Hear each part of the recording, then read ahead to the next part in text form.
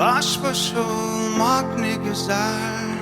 Sen bana bakarken ben sana, göz gözeyiz hep el ele. Ben yanındayım, sen ağlama. Sen ağlama. Sen ağlama.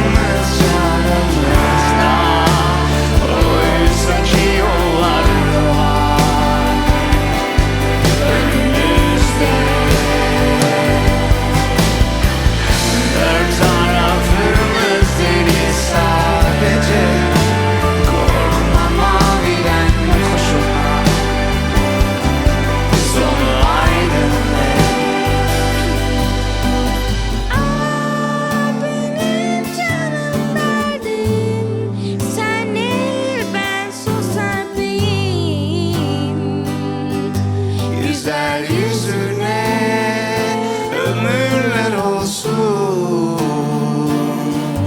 kötüye değmesin elin.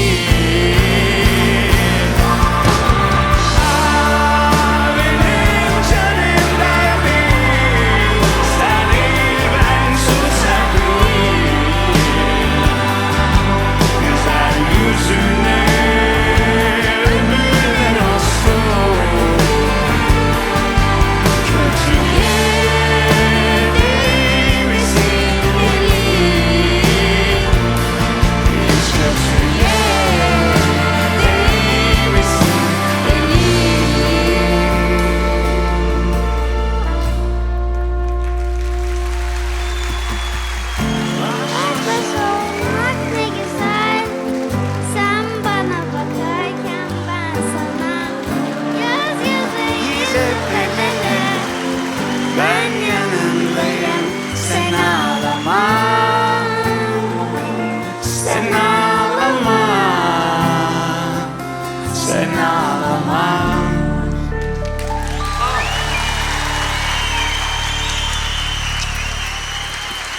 Nirvana ve Leyla'da için kocaman bir alkış alabilir miyiz?